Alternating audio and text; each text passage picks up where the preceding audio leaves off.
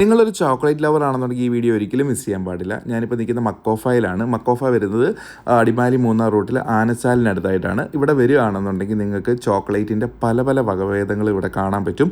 Cocoa powder, pure cocoa പൗഡറും നിങ്ങൾക്ക് വാങ്ങിക്കാൻ പറ്റും. ഇങ്ങനെ ചോക്ലേറ്റ് ഉണ്ടാക്കുന്നതിന് നമുക്ക് നേരിട്ട് കാണാൻ പറ്റും.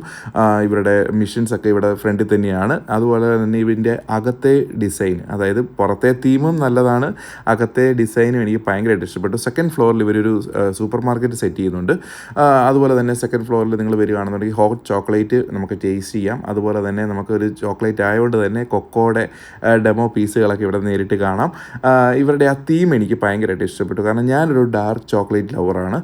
എനിക്ക് വൈറ്റ് ചോക്ലേറ്റ് എനിക്ക് അത്ര ഇഷ്ടമല്ല. ഡാർക്ക് ചോക്ലേറ്റ് 80% എബോവ് ആയിട്ടുള്ള ഡാർക്ക് ചോക്ലേറ്റ്. അതുപോലെ തന്നെ നിങ്ങൾ മിസ് ചെയ്യാൻ പാടില്ല ഇവരുടെ ഫ്രൂട്ട് ക്യാൻഡീസും ഉണ്ട്. പൈനാപ്പിൾ, പ്യുവർ ഫ്രൂട്ട് പൾപ്പ് വെച്ച് ഉണ്ടാക്കുന്ന ക്യാൻഡീസാണ്. ഇങ്ങനെയാണ് ഇവർ ചോക്ലേറ്റ് ഉണ്ടാക്കുന്നത്.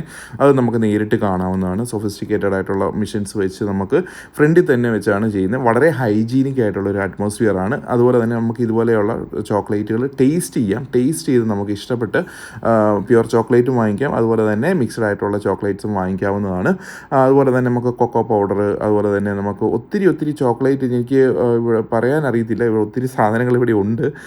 അപ്പം ഇവിടെ നിങ്ങൾ വരിക, മൂന്നാറിലൊക്കെ പോവുകയാണെന്നുണ്ടെങ്കിൽ മക്കോഫ ഒരിക്കലും മിസ് ചെയ്യാൻ പാടില്ല. ഫ്രണ്ടിൽ തന്നെ 2 കൊക്കോ മരങ്ങളാണ് നമ്മളെ വെൽക്കം ചെയ്യുന്നത്.